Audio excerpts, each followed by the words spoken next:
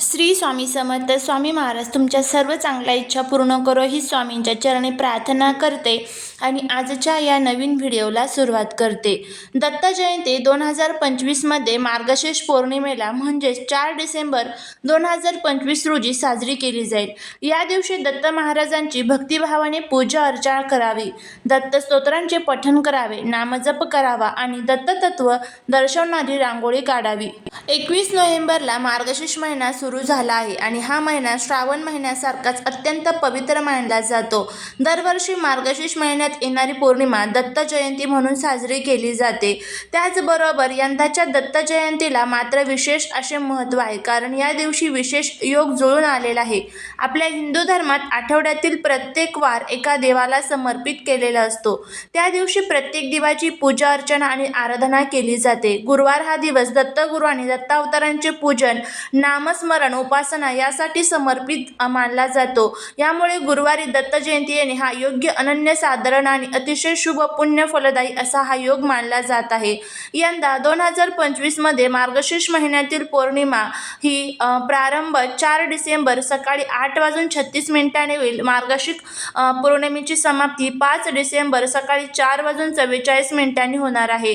तर उदया तिथीनुसार मार्गशीर्ष पौर्णिमा ही 4 डिसेंबर या दिवशी साजरी केली जाणार आहे. या दिवशी आपल्याला एक अतिशय प्रभावी असा उपाय करायचा आहे. हा उपाय आपल्याला कशासाठी करायचा आहे, तर आपल्या घरातील सर्व दुःख, दोष, दारिद्र्य दूर व्हावे यासाठी आपल्याला कुत्र्याला ही एक वस्तू खाऊ घालायची आहे. या उपायामुळे शत्रू कायमचा संपेल, घरातील पितृदोष, वास्तुदोष, ग्रहदोष कायमचे नष्ट होईल, घरामध्ये असणारे ज्या काही नकारात्मक शक्ती आहेत तर त्या सुद्धा दूर होतील, अखंड लक्ष्मी नांदेल, दत्तांची कृपा आपल्या घरावरती होईल. असा हा प्रभावी उपाय आपल्याला करायचा आहे. हा उपाय कसा करायचा, कोणत्या वेळेमध्ये करायचा याबद्दलची संपूर्ण माहिती आज या व्हिडिओमध्ये मी तुमच्यासोबत शेअर करणार आहे. त्यामुळे तुम्ही हा व्हिडिओ स्किप न करता शेवटपर्यंत नक्की पहा.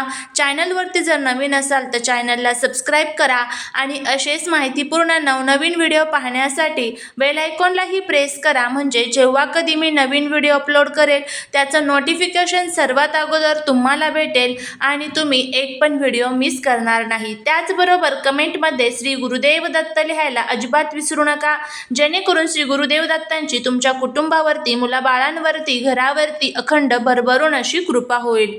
दत्त महाराजांच्या चित्रातील आणि मूर्तीमधील प्रत्येक चिन्हाचा एक खास अर्थ आहे. या 3 मुखी असलेल्या दत्तांची मूर्ती 4 श्वान आणि 1 गाय यांचा समावेश आहे, जे ब्रह्मा, विष्णू, शिव या त्रिमूर्तीचे प्रतिनिधित्व करतात आणि हे 4 वेद तसेच पृथ्वी आणि 4 दिशांचे प्रतीक आहे.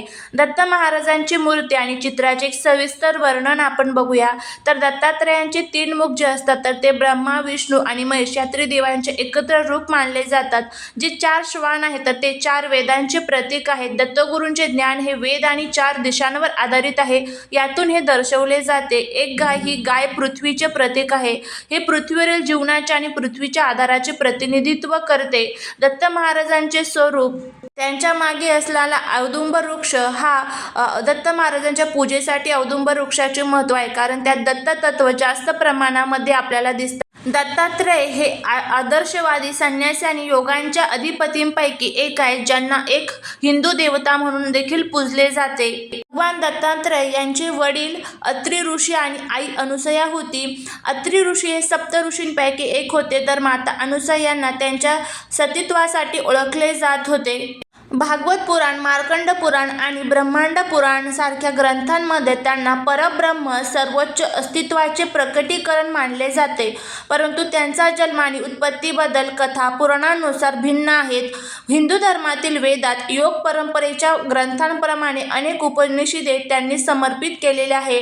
हिंदू धर्मातील सर्वात महत्त्वाच्या ग्रंथांपैकी एक असलेली अद्भुत गीता ही दत्तात्रेयांना समर्पित आहे. त्यामुळेच आपल्याला या दिवशी भगवान दत्तात्रयांची जर साक्षात उपासना करायची असेल तर या दिवशी आपल्याला कुत्र्याला काही वस्तू खाऊ घालायच्या असतात. ह्या वस्तू जर आपण कुत्र्याला खाऊ घातल्या तर साक्षात दत्तगुरूंची आपल्यावरती कृपा जी आहे तर ती होत असते. बघा, आपण खूप कष्ट करतो, मेहनत करतो, पण तरीही आपल्या कष्टाचं मेहनतीचं फळ आपल्याला मिळत नसेल, घरामध्ये आलेला पैसा हा घरामध्ये टिकत नसेल, सतत तो अडचणी अडथळे आजारपण यामध्ये खर्च होऊन जात असेल, त्याचबरोबर वाईट संकटे आणि वाईट दोष जे आहेत ते आपल्या घराला लागलेले असेल, का कोणी काही आपल्या घरावरती करणी बाधा किंवा वाईट बाधा कुणी केलेली असेल, घरामध्ये अनेक प्रकारच्या संकटांचा तुम्हाला सामना करावा लागत असेल, अशा ज्या तुमच्या काही अनेक समस्या आहेत ना, तर त्या सर्व समस्या दूर करण्यासाठी प्रत्येक कामामध्ये यश मिळावं, मग ते काम तुमचं एखाद्या व्यापार व्यवसायाचं असू शकतं, मुलांची प्रगती असू शकते, कुटुंबाची घराची प्रगती असू शकते, तर अशा तुमच्या ज्या काही अनेक समस्या आहेत तर त्यासाठी तुम्हाला हा जो एक उपाय आहे तर तो करायचा आहे.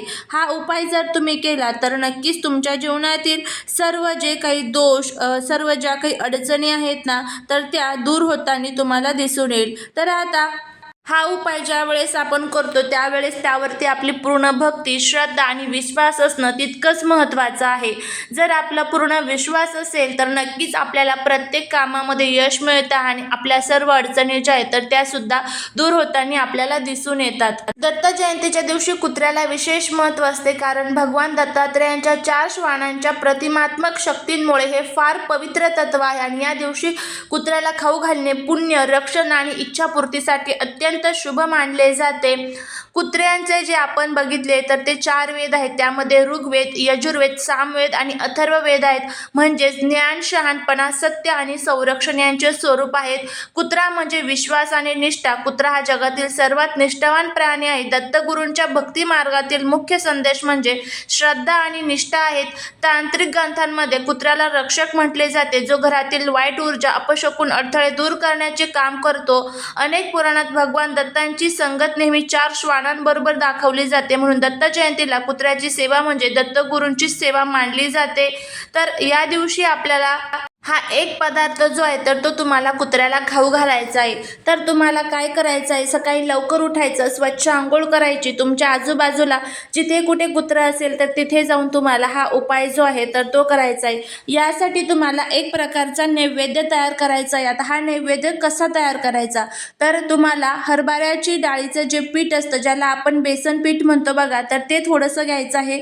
गव्हाचं पीठ तर तुम्हाला थोडंसं घ्यायचं आहे आणि त्याचबरोबर थोडंसं तुम्हाला बाजरीचं किंवा तांदळाचं जे पीठ असतं तर यापैकी कोणतं एक पीठ घेऊ शकता. असं 3 धान्यांपासून तुम्हाला एक भाकर तयार करायची आहे आणि त्यानंतर त्या भाकरीवरती तुम्हाला थोडासा गूळ ठेवायचा आहे, थोडंसं तूप तुम्हाला ठेवायचं आहे आणि त्यानंतर ही जी भाकर आपण तयार केलेली आहे तर त्याचे 4 भाग तुम्हाला करायचे आहे आणि हे 4 भाग 4 कुत्र्यांना तुम्हाला खाऊ घालायचे आहे. जर 4 कुत्रे नाही भेटले तर एक भाकर डायरेक्टली एका कुत्र्याला तुम्ही खाऊ घालू शकता.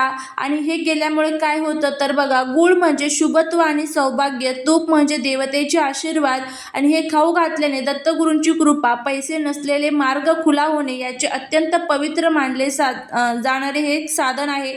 दत्तगुरूंमुळे आपल्या घरातील सर्व अडचणी ज्या आहेत तर त्या दूर होतात आणि ज्यावेळेस कुत्र्याला आपण हे खाऊ घालणार आहोत त्यावेळेस आपल्या मनातील ज्या काही इच्छा आहेत तर त्या तिथे तुम्ही व्यक्त करू शकतात. कुत्र्याला खाऊ घातल्याने दारिद्र्य, आर्थिक अडथळे दूर होतात, शत्रू, वाईट नजर, अपशकुन नष्ट होतात, दत्तगुरूंची प्रत्यक्ष कृपा होते, ग्रहदोष कमी होतो, राहू केतूंचा जो प्रभाव आहे तर तो कमी होतो. कुत्र्याला खाऊ देताना एक नियम आपल्याला पाळायचा आहे. मीठ, तिखट, मसाला, जे तळलेले पदार्थ आहेत ते कधीही प्रेमाने हात लावून किंवा समोर ठेवून तुम्हाला ते खाऊ घालायचे आहे. दत्तगुरूंचे नाव एकदा आवर्जून जपावे. ओम दत्तात्रेयाय नमः किंवा श्री गुरुदेव दत्त यापैकी कोणत्याही एका मंत्राचा जप आवर्जून करावा. तर अशा पद्धतीने आपल्याला हा जो उपाय आहे तर तो दत्त जयंतीच्या दिवशी करायचा आहे. बघा, तुमचं नशीब नक्की बदलेल. फक्त श्रद्धा आणि विश्वास ठेवून उपाय करा. श्री स्वामी समर्थ.